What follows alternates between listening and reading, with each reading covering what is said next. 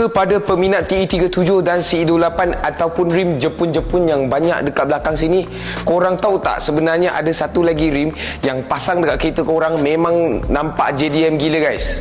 So guys, hari ni Wan Cina nak unboxing satu set rim daripada jenama Works Wheels guys. Okay, so baru sampai kedai Wan Cina, so kita buka kotak dulu tengok rupa rim ni macam mana guys. So guys, inilah rupa rimnya Works Kiwami guys. Okay, Works Wheels Kiwami. Rim ini memang pasang dekat kita memang nampak JDM gila lah. Okay, so rim ini adalah Works Wheels original buatan Jepun.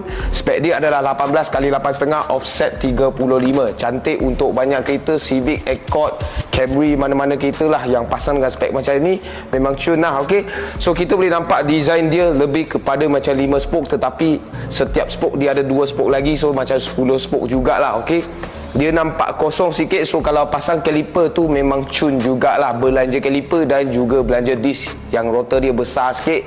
Okay, kita boleh nampak ukiran made in Japan, tulisan Work Emotion Works ini memang sangat cantik. Warna ni hyper black, sangat-sangat menarik warna dia sebab banyak juga orang dah bosan dengan warna hitam kilat, nak try warna lain. So kita bolehlah ambil warna hyper black ini, memang pasang dekat kita warna apa pun naik gila guys.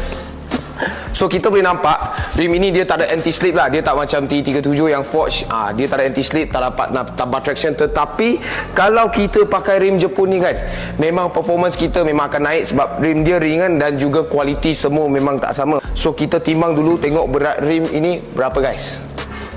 So guys, kita boleh nampak berat untuk rim Kiwami ini adalah 9.95 kilo. Okey, 10 kilo lah kita boleh kata lah. Okey, memang dia tak berapa ringan sangat sebab memang dia cast iron. Tetapi korang jangan salah faham, berat tu tak bagus. Berat tu dia lagi tahan, dia lagi stable masa kita bawa kereta lah. So itu sahaja untuk video kali ni. Kita nak review sikit rim yang pasang dekat kita memang nampak JDM gila dan juga ada ready stock dekat kedai Wan Cina. So kalau korang suka video kali ni, tolong like, share dan komen kat bawah apa yang korang nak tengok seterusnya. Macam biasa, cari rim, cari Wan Cina. Thank you guys.